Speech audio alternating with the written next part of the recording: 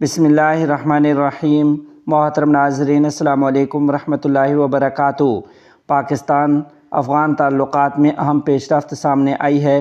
پاکستان نے افغانستان میں سفیر تعینات کرنے کا فیصلہ کر لیا۔ ترجمان وزارت خارجہ کے مطابق پاکستان نے افغانستان میں اپنا سفیر تعینات کرنے کا فیصلہ کیا ہے۔ اس وقت افغانستان میں ناظم الامور فرائض سر انجام دے رہے ہیں۔ دوسری جانب ترجمان وزارت خارجہ نے بتایا کہ وزیر خارجہ اسحاق ڈار کے دورہ کابل کے بعد پاک افغان تعلقات مثبت سمت میں آگے بڑھ رہے ہیں۔ انہوں نے کہا کہ پاک افغان تعلقات کے بڑھتی ہوئی رفتار کو دیکھ کر خوشی ہو رہی ہے۔ ان کا مزید کہنا تھا کہ مجھے یقین ہے کہ یہ قدم باہمی روابط میں مزید اضافہ کرے گا، اقتصادی، سیکورٹی، تجارتی شعبوں میں پاک افغان تعاون کو مزید گہرا کرے گا اور برادر ممالک کے درمیان مزید تبادلوں کو فروغ دے گا۔ جمعیت علماء اسلام کا 18 سال سے کم عمر شادی کے بل کو ہر پلیٹ فارم پر چیلنج کرنے کا اعلان۔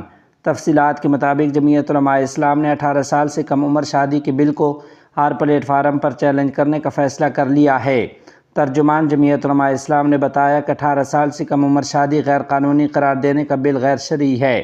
اسلامی نظریاتی کونسل نے بھی اس قانون سازی کو مسترد کیا۔ ترجمان کا کہنا تھا کہ آصف زرداری نے بل منظور کرنے میں جلد بازی کی۔ جلد بازی سے حکمرانوں کی نیتوں پر شکوک و شبہات کو تقویت ملے گی۔ یاد رہے کہ زرداری نے 18 سال سے کم عمر کی شادی کی ممانعت کے بل پر آج دستخط کر دیے ہیں۔ ناظرین و سامعین، آپ کو بتاتے چلیں کہ قانون کے تحت نکاح خواہ ایسا نکاح نہیں پڑھا سکے گا جہاں فریق 18 سال سے کم عمر ہوں۔ خلاف ورزی پر نکاح خواہ کو 1 سال قید اور 1 لاکھ جرمانہ ہو سکتا ہے۔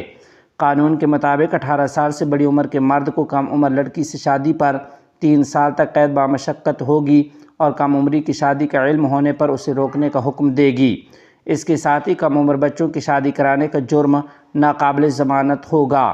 عدالت کیس کی کارروائی 90 روز میں مکمل کرے گی۔ قانون میں کہا گیا ہے کہ 18 سال سے قبل ساتھ رہنے کو بچے سے زیادتی تصور کیا جائے گا اور کم عمر میں شادی پر مجبور کرنے والے کو 7 سال تک قید اور 10 لاکھ تک جرمانہ ہوگا۔